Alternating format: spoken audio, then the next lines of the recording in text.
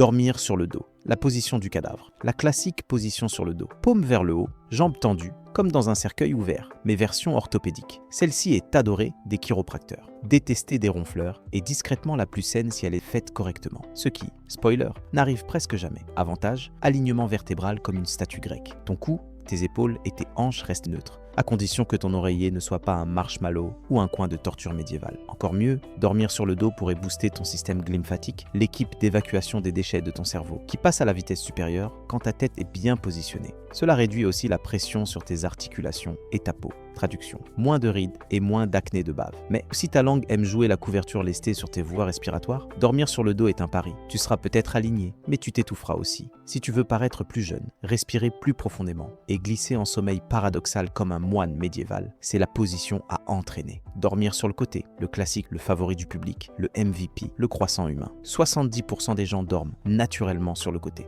Et pour de bonnes raisons. C'est essentiellement le plat réconfortant des positions de sommeil. Mais derrière cette apparence cosy se cache un jeu de pouvoir scientifique. Avantage, mode détox cérébral activé. Des études montrent que dormir sur le côté, surtout le gauche, améliore le drainage lymphatique, ce qui permet à ton cerveau d'éliminer plus vite les protéines toxiques. C'est aussi le top pour prévenir les brûlures d'estomac. Côté gauche, toujours gagnant. Grossesse. Côté gauche, encore. Meilleure circulation sanguine et ça garde tes voies respiratoires plus ouvertes, donc moins de risque de ronfler comme une tronçonneuse. Et pour ceux qui s'inquiètent de leur microbiote intestinal, dormir sur le côté pourrait aider la digestion en empêchant tes intestins de se crisper comme un tuyau frustré. Mais voici le côté obscur. Douleur à l'épaule, douleur à la hanche, ride d'écrasement facial. Et si tu te recroquevilles trop en position fétale, ton diaphragme est compressé, réduisant peut-être ta capacité pulmonaire à celle d'un petit orphelin victorien. Pourtant, c'est le mélange ultime de confort et de fonction. Ajoute un oreiller entre tes genoux et boum, harmonie orthopédique. Dormir sur le ventre, le pire cauchemar de la colonne.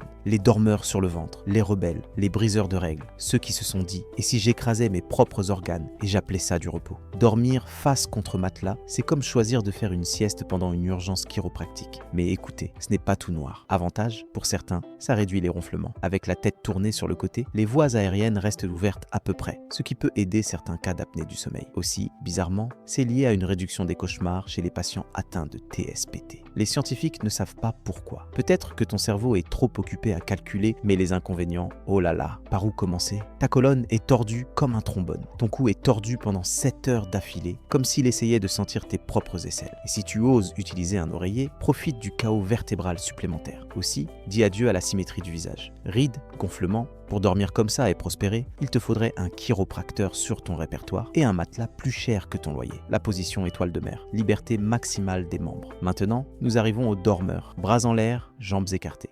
Comme si tu étais soit en plein ange dans la neige, soit en train de te préparer à être enlevé par des aliens. Cette position est rare. Seulement 5% des gens dorment comme ça, mais elle a des avantages inattendus. Compression minimale des articulations. Tes membres ont de la place pour respirer. Tu es comme un astérisque humain, totalement symétrique et totalement détendu. Le dormeur étoile de mer peut bénéficier de moins de pression sur les épaules, d'un meilleur alignement de la colonne si c'est bien fait, zéro risque de torticolis fétale et statistiquement moins de cauchemars. Encore une fois, bizarrement, probablement à cause du flux d'air ou du confort. Aussi, c'est la seule position où tu es presque garanti d'avoir l'air paisible sur une photo de sommeil. Et vous l'avez vu venir, ce n'est pas pour tout le monde. Cela peut conduire à des ronflements ou de l'apnée du sommeil, et tu vas gifler ton partenaire au moins une fois par semaine avec un bras qui flanche au hasard. Pourtant, si tu aimes la liberté, la symétrie est étirée comme une serviette de plage humaine. L'étoile de mer est une position étonnamment élite. Le soldat, droit comme dans un cercueil. Celle-ci est pour les rêveurs disciplinés. Jambes serrées, bras le long du corps, on dort comme si on attendait des ordres de l'au-delà. Avantage, c'est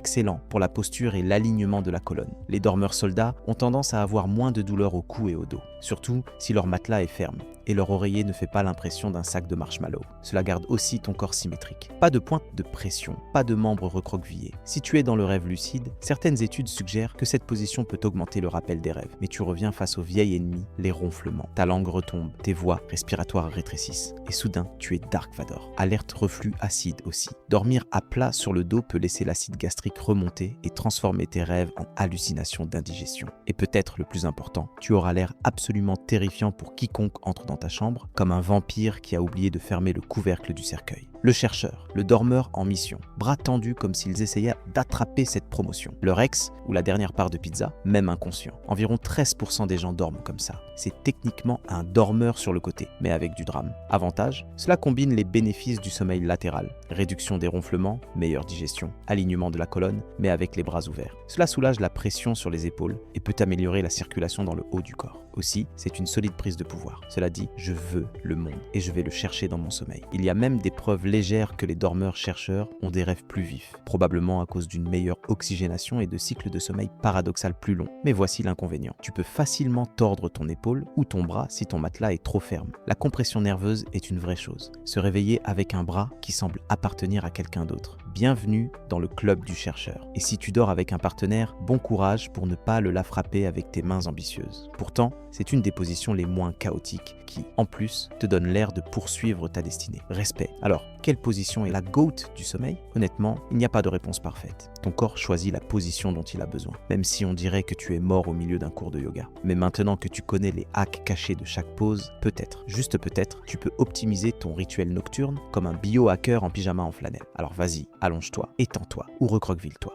Assure-toi simplement que ton matelas n'est pas fait de regrets et que ton oreiller ne complote pas contre ta colonne. Laisse ton style de sommeil en commentaire, sauf si tu es un dormeur étoile de mer, auquel cas tu l'as probablement déjà fait avec tes membres.